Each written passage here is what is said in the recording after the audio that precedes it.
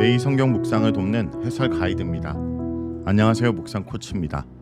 함께 읽고 나눌 말씀은 예레미야 31장 23절에서 40절까지 말씀입니다. 유배지에서의 기한과 땅의 축복은 여호와께서 세우신 구원 계획의 일부였습니다. 여호와께서는 그 이상을 준비하십니다. 언약을 지키지 못해 징벌을 받는 일이 다시 일어나지 않도록 누구나 여호와를 알 수 있도록 그분의 법을 각 사람 마음에 기록해 주실 것입니다. 23절에서 26절을 보겠습니다. 23절에서 26절은 유다의 회복입니다. 15절에서 20절이 주전 722년 아수르에 멸망당한 북왕국 이스라엘을 대상으로 주어진 말씀인 반면에 23절에서 26절은 주전 587년 바벨론에 멸망당한 유다에게 주어진 말씀입니다. 심판을 받고 유배에 갔던 유다의 운명을 여호와께서 되돌리실 것입니다. 고토로 더러운 유배민들이 여호와의 축복 가운데 시온과 가나안에서 풍족하고도 평화롭게 살게 될 것입니다. 의로운 초소는 여호와께서 당신께 순종하는 의로운 자들에게 구원을 베푸시는 장소를 의미합니다. 24절에서 25절에서는 12절에서 14절에 시온에 주어진 축복 약속이 유다로 확대됩니다. 시온을 중심으로 유다와 그 모든 성읍들과 농부와 목자들이 함께 사이좋게 지냅니다. 지친 자들, 즉 피곤한 심령이 물을 마음껏 마시고 허약해진 자들, 연약한 심령이 모두 배불리 먹습니다. 저주 아래 놓였던 땅이 여호와께서 복을 내리시는 의롭고 거룩한 땅이 됩니다.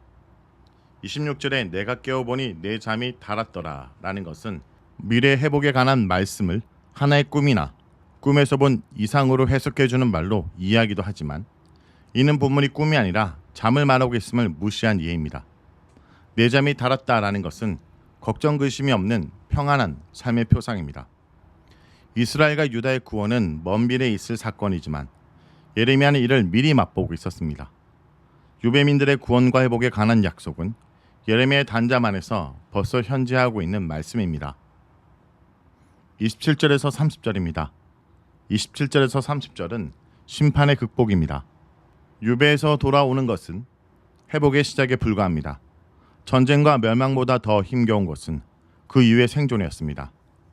파괴된 고향의 남은 자들은 황폐해진 땅을 일구며 힘겹게 생존을 이어가지만 일상사가 된 굶주림과 질병 그리고 치안 부재에 따른 폭력과 약탈에 절망적인 삶을 벗어날 수 없었습니다. 생존을 위한 정치적, 경제적, 사회적 환경이 모두 남김없이 파괴되었기에 아이들이 태어나더라도 살아남지 못했습니다. 주민수가 계속 줄어들어 민족의 유지조차 불가능해 보였습니다. 이스라엘 민족이 사라지고 있는데 여호와께서 주신 미래의 구원 약속이 무슨 의미가 있겠습니까? 현실이 너무 절망적인데 이는 이스라엘 눈에만 그렇게 보일 뿐이고 여호와께서 개입하시면 그냥 극복될 수 있는 절망입니다. 여호와께서 사람의 씨와 짐승의 씨를 뿌려 이스라엘 집과 유다의 집이 다시 번성하게 하실 것입니다. 생명을 끊으셨던 여호와께서 사람과 짐승의 생명력이 풍성한 열매를 맺게 해주십니다. 주거지에는 사람이, 숲속에는 짐승이 다시 많아집니다. 28절에 사용된 7개의 부정사 가운데 5번째 괴롭게 하던을 제외한 6개는 1장 11절에서 나옵니다. 여호와와 예레미야의 일치를 보여줍니다. 전에 이스라엘 심판을 지켜보셨던 여호와께서 이제 이스라엘 구원을 지켜보십니다. 심판이 그분의 계획에 따라 집행됐던 것처럼 미래의 구원 또한 그분의 계획에 따라 그대로 이루어집니다.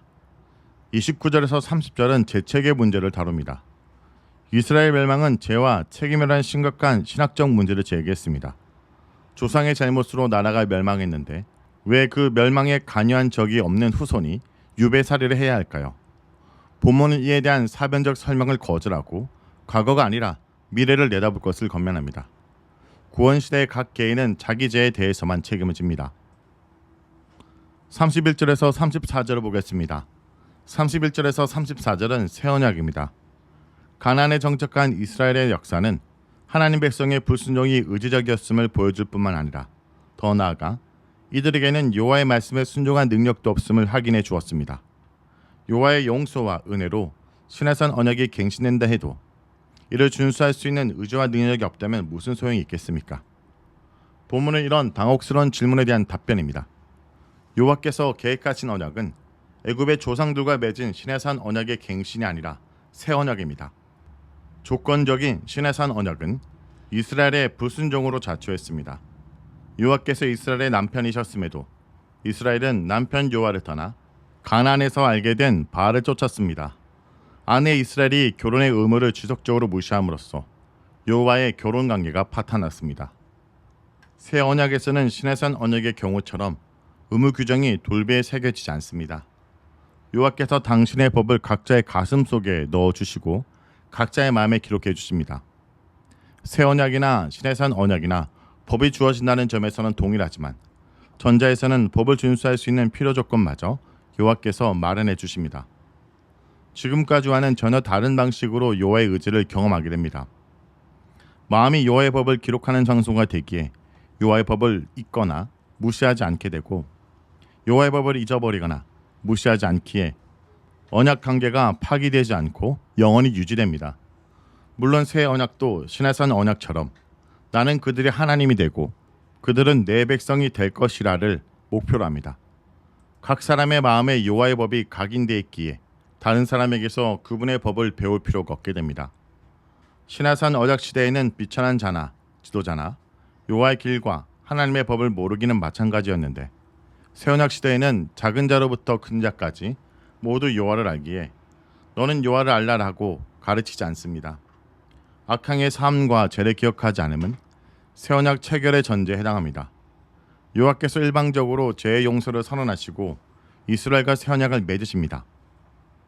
35절에서 37절을 보겠습니다. 35절에서 37절은 창조주 여호와의 영원한 구원 의지입니다. 구원 약속은 창조주 여호와께서 하신 약속이기에 어떤 경우에도 되돌려지지 않습니다.